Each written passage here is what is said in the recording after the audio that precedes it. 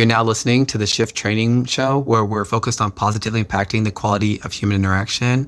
Today, we have Joe LaRussa back for part 3. We're going to be learning more about how we can lead in the family unit. And this time, we are focused on early relationships where you may have a kid on the way, newborns, or maybe even toddlers, the first few years of the family unit. So Joe, welcome back to the show. Thank you so much. We appreciate you having you here today. It's great to be back, Flip. Thanks for having me. Awesome. So I want to talk a little bit I want to kind of set the stage first. Usually as kids enter the picture, couples enter into like survival mode, which makes sense, right? I'd like to start discussing how leadership clarity between the adults can create emotional safety, consistency, and connection for everyone in the household. Do you have any thoughts on that before I start diving into these lovely questions? Well, I think just relating back to my own story, this transition is a very natural thing. I want to assure everybody that's watching or listening that this is normal. This happens a lot. And you're not alone, and there are ways to deal with it. You're going from a situation where you have the opportunity to talk things out with your partner, and now it's kind of like you need to discuss it before. You need to just pull it ahead a little bit. That would be my first tip of the day here on our chat is accelerate and don't wait for the topic to present itself. When you can usually talk it out, you're going to have less time to do that. I think that's perfect. I think that's congruent with what we said also in the last episode too, about not delaying communication. I'm not waiting until there's a fire to put out. We want to be proactive. So I think that's going to lead right into the first question, which is, what are some of the consequences or costs of misalignment between partners when parenting? So we would say, even if, let's say, maybe our child's not yet born or here in the world, we are still in the process of starting to figure out what that parenting is going to be, what it's going to look like, how are we going to go about that, right? Yeah, for sure. The first thing is you're definitely going to feel pressure on your scarce resources, just like you would at work. When you want to grow the team, you have to invest time, you have to invest resources, not only to onboard them, but to train them. Now, it's a little bit different at home, but it's the same concept. Your time is going to get pressured. The average American household spends about 2 hours a day leading at home because, right, we have to sleep, we have to go to work, we have to take care of ourselves. We have to do personal care. We have to eat. So you have to be able to maximize those golden hours that you have as a leader in your household. And that's going to become even more important as your family grows because people need your attention, just like at work. They need your time and your attention. Excellent. Yes. And I know that sometimes when we talked about this last time where you have a couple, you guys are the executives in the relationship, right? So sometimes there's stress or tension around these topics or subjects, right? It's important for the C-suite level, for the adults, for the parents to have those discussions and figure out how they're going to manage that stress, right? Yeah, the biggest thing is I actually did a blog post about this, about how parenting is like office politics. You go to your boss or your supervisor, and you don't really get the answer that you want, so you kind of go to another person of influence and you kind of, plant the seed of the idea, and they're like, that's a great idea. Yeah, well, I really appreciate it if you talk to so-and-so about it because I don't really think they got it or they don't see it. It's the same thing at home, right? If they don't get the answer they want from mom, maybe they come and find dad, and maybe dad gives a different answer. So my kids, one of the early communication techniques that my wife and I agreed on was the first question to any ask that comes from the kids is, what did your mother say? Or what did your father say? It. And if they say, I haven't talked to them yet, then I know I'm giving the first answer. So now I need to make sure that my wife and I are already aligned, because whatever I tell the kids, I need to immediately communicate to her, I got asked this and I said that. And if we need to have a discussion before they come to you, let's do that. Yes, absolutely. Because, kids will use that. They'll be like, well, my other boss said this is what we can do, right? So that's what we can do, right? And they will hold on to it, especially if it's... He didn't say no. Mm-hmm. Yeah, they're slick. Kids are funny. Okay, so I think that's one of the reasons, too, where it's like why the types of stressors need to be managed between the adults and not parent to child, right? When there's tension, there's challenges, it needs to be handled on those upper levels And I know that it's very common these days sometimes for, unfortunately, bringing the children into situations that they're not equipped for, or they might not be ready to be involved in, and maybe they should not be involved in, right? So I would say, what is a benefit that is for the household that the adults handle the things that the adults should handle? Well, the adults, the leaders in any organization, they set the tone for the culture of the organization. So what's incumbent upon the parents is that they identify what matters most in the household in terms of values alignment, how we do things here, right? Which is a lot of what culture is, right? This is how we do it here. If your household values hard work, that's a value you can instill at a very young age.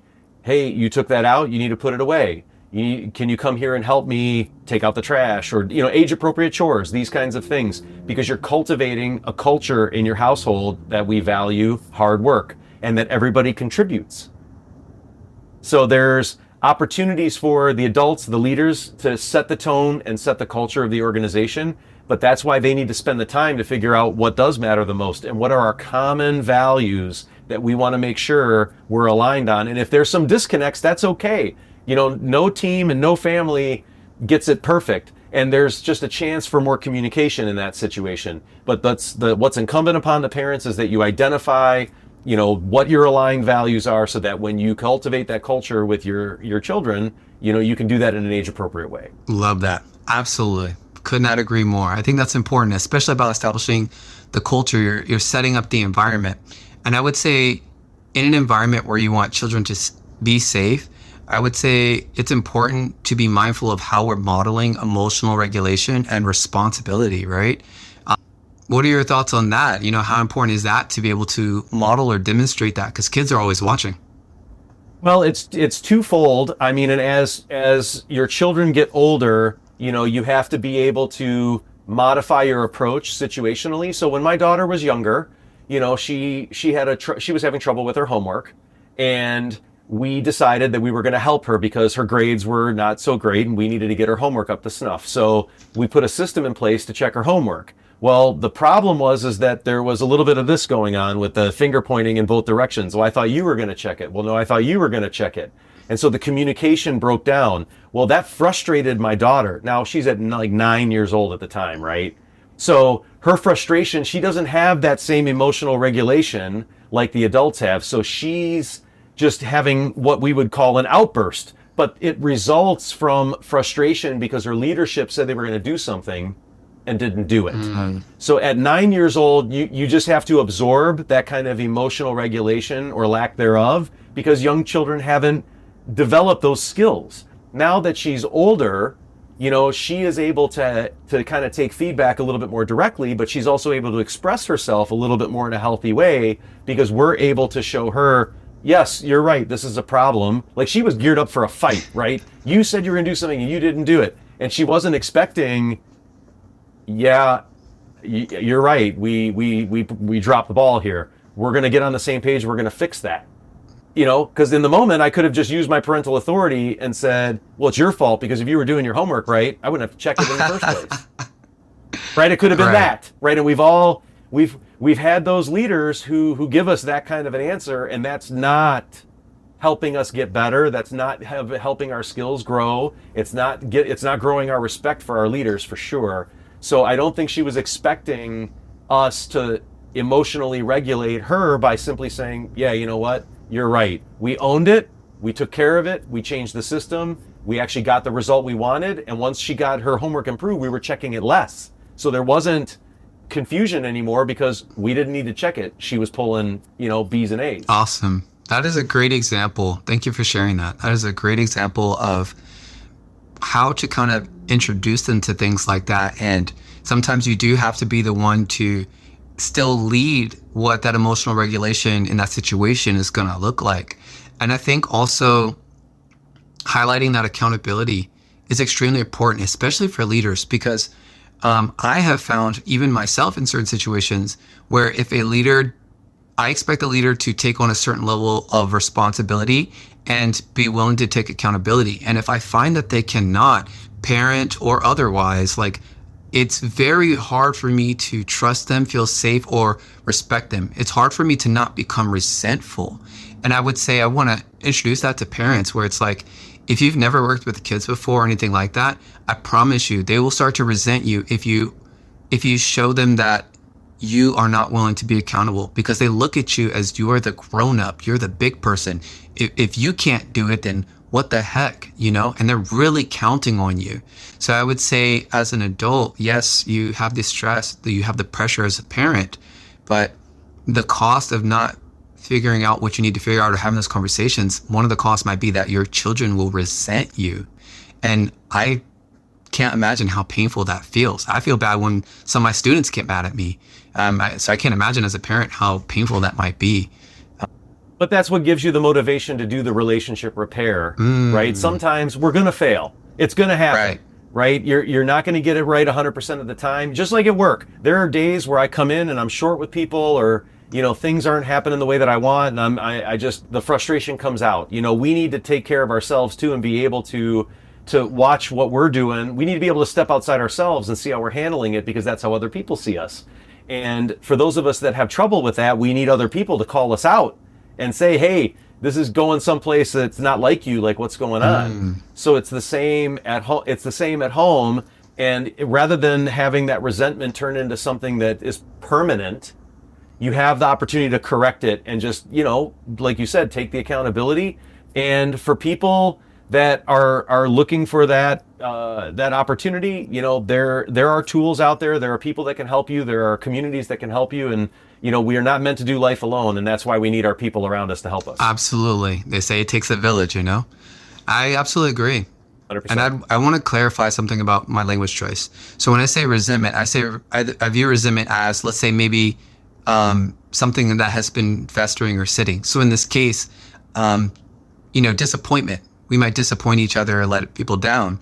But when we don't own up and say, hey, yeah, I know I played a role in that, that's where it kind of sits or simmers, and then maybe resentment will start to form. And I would think that's the long-term outcome of not being willing to face disappointment head on. It might feel uncomfortable. We might initially feel like we need to be defensive, right?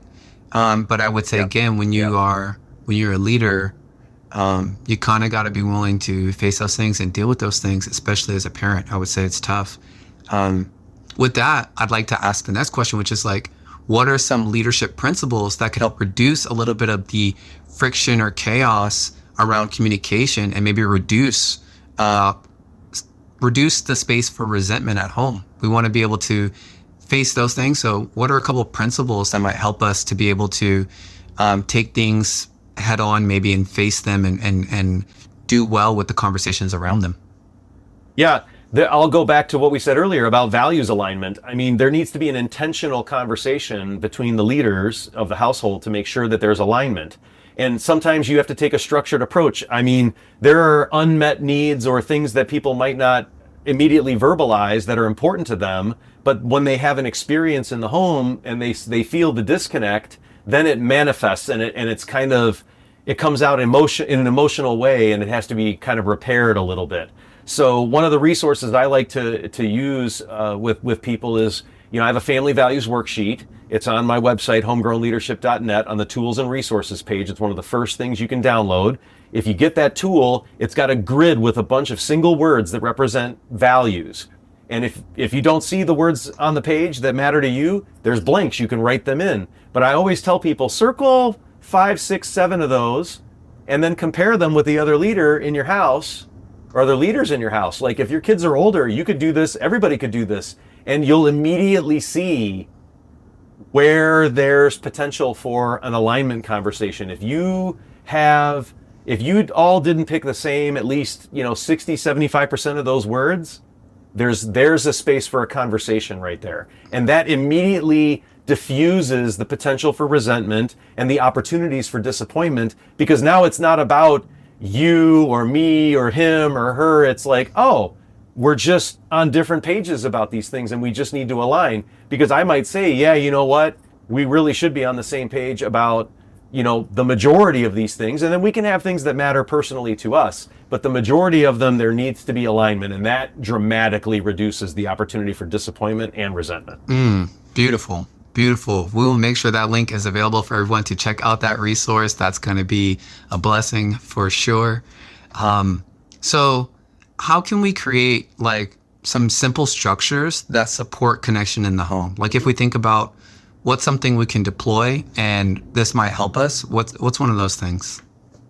The biggest tool or system I would put in place, the structure I would put in place relates to time. We said more at the top of the conversation, as your family grows, time becomes a more valuable resource, and you're doling out minutes and hours, and you have to do that in an intentional way. So time is one of those things where families have to be intentional about how they use it. They have to track it. They have to know how they're spending that resource. We track our money, right? We know where it's going. We have lots of tools to track our money, but time is a little bit more, I don't want to say amorphous, but it's a little bit less visible unless we make it visible. Right. So we have a family calendar in my household. We do the paper and pen method on the wall because before the kids get devices, it's a little bit easier to visualize it if it's on the wall. I've heard people say they use the whiteboard paint and paint their walls and draw a grid, and they have one big whiteboard in the most, active room in the house, and that's where the family calendar is. So that time management tool is the biggest. And if you don't know where your time is going, I have another resource, a time tracker. You and your partner track your time. Like I said, I hope you find that you validate my stat from earlier that you've got about 2 hours a day to lead your household because you're doing all these other things. And if you have more, good on you. Use it. You are rich in a resource that is very scarce. That's a great thing. But yeah, putting a structure around your time and allocating that time, that's an easy way to, again, avoid disappointment opportunities and resentment if you are on the same page about how you're going to spend your time. And I would add, fun is not what you have what's left over after you've done all the other things that are on your to-do list. You have to intentionally allocate time for fun, because that is what builds core memories. That's what builds shared experiences. And if you're not intentional about it, that is an opportunity for disappointment and an opportunity for resentment. Absolutely. Absolutely. I'm really glad you added that. Okay, just to reiterate, you have to make time for fun, and you need to put it in there somewhere on purpose, everybody, on purpose. So we're going to do it on purpose. It's okay. You need it. You deserve it. It belongs on there. So make some space for that. So if I'm going to start deploying that, I think you gave some good examples where it's like we should have a shared calendar, whether that's a paper calendar or painted on our wall, whatever it may be. How do you start to have maybe the conversation around that? Like how can a couple start to integrate or deploy that solution? Where should they start? The very first thing is to structure the communication. When it's just the two of you, you can kind of have the conversations more casually. You have more opportunities to communicate. But as your responsibilities grow, when your family's growing, it becomes critical that the leadership team has a team meeting or has a dedicated time, again, intentionally allocating time for communication. Now, whether that's we always get together at the dinner table or we do it once a week on the weekend, you do this at work. You have dedicated one-on-one time with your people that report to you, and you have a team meeting every week. How inefficient would it be, Flip, if I ran around and talked to all my team members individually, and then after I talk to them, I have to run back around to them all again because I got new information from one person? That's why we put everybody in one room at one time, right, to have it out as a team. So it's the same at home. Structuring communication allows you to maximize the time that you have available to do what you're communicating about. If you're in this reactionary mode where it's like you're constantly giving the updates to each other and you never really get to what are we going to do about it? That's a lost opportunity. So structuring your communication, allocating time, another resource is a family meeting agenda, just having a way to get through topics, because not everything has to be dealt with in the moment. It's the same at work. Hey, I want to give you my attention, but I got to get this done right now. Can you bring that up in the team meeting, or can we address it in our next one-on-one? Same thing at home. If it's not something that is emergent or urgent, can we park it until we get together and talk at dinner tonight or at our normal family meeting time? Right. And I think that's the importance of having a regular family meeting time. I'm such a strong believer in that. And I feel like it's a big loss today where so many people don't, I feel like the value is just not understood because it's quietly social normed, eroded away.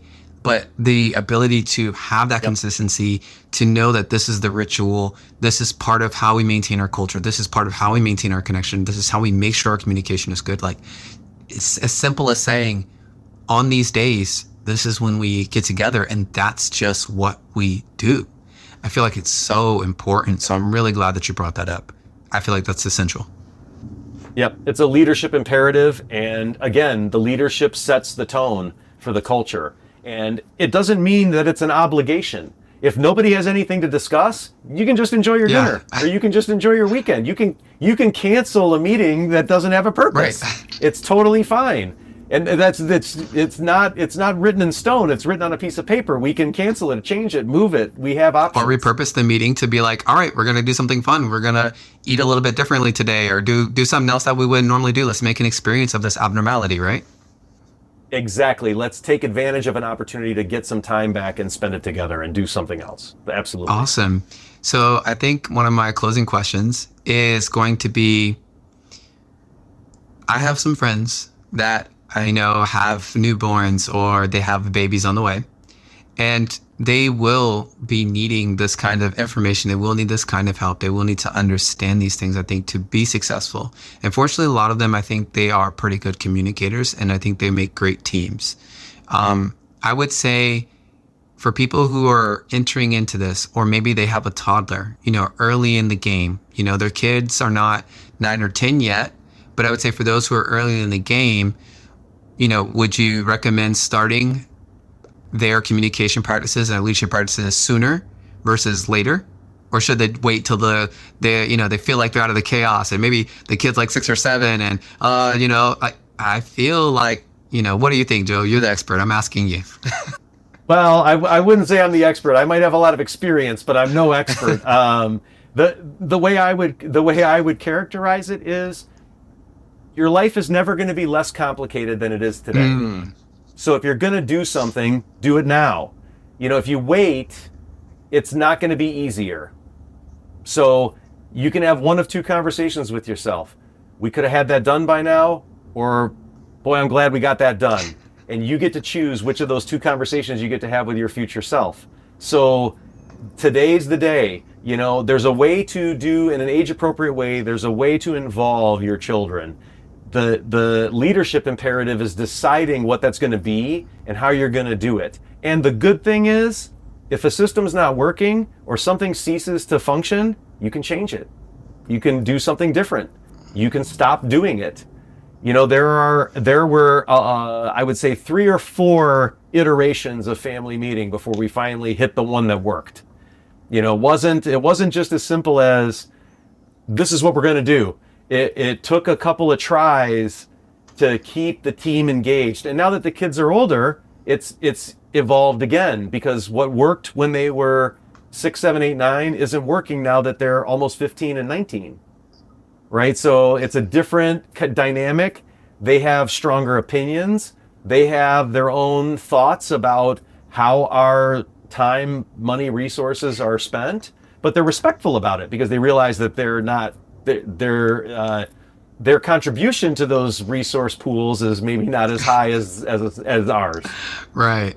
I think that's good. And I appreciate you highlighting some of those differences, because I was going to ask what's it like when they're starting to become teenagers or teenagers. And I'm glad you explained some of those differences. So, my friends who might be listening, and other listeners as well, the rest of our audience, will have an idea of what types of things they might be ready to expect as they transition. I feel like there's always different warnings from different parents, but I think one of the things that is probably less understood is, if you start implementing the leadership stuff, as time goes, what are those types of changes? Like, once you have a good system, how do you update or change the good system to continue to be fruitful for your family going forward in the future? And I think you just explained some of those differences that could be very helpful to to them. So thank you for that. Oh, no problem. And the biggest thing I would add is don't underestimate the ability of a person who hasn't been told they can't do something yet, right? Children don't know that they can't do something. They haven't been told that. Never underestimate their ability to rise to your expectations. And that's how you evolve your systems. You raise the expectation level and then they meet the expectation. So then you raise the expectation again. It's the same thing at work. When we get high performers, we raise the bar and then they rise to the expectation and then we raise the bar again. So I would say no matter what life stage you're at, no matter what age your kids are at, don't underestimate their ability, because I think you'd surprise yourself and I think you'd surprise your kids about what they're capable of even at a young age. Awesome. Absolutely. I think that is a fantastic gem. Just to remind everybody, Joe, where can people find you and how can they work with you? Yeah, you can find me at homegrownleadership.net. Right on my website, you'll see information about me. You'll see a tools and resources page that has a bunch of free resources, tools that you can use right away. There's also an opportunity to book a call if you want to do a more in-depth discussion. You fill out some of the tools and now you need to figure out what does it mean. You know, it would be an honor and a privilege to help any of your listeners to take advantage of those tools and want to take a next step. Awesome. We will make sure those links are available in the show notes and description so everyone can reach out to you, book a call ideally, and go from there. Everybody, we just want to say thank you so much, Joe, for your time and for this discussion around leadership in the household. Again, Joe LaRussa with Homegrown Leadership. Cannot thank you enough. Thank you so much, my friend. I appreciate you. It's my privilege, Flip. Thanks for having me on, and see you next time. All right. Take care, everybody.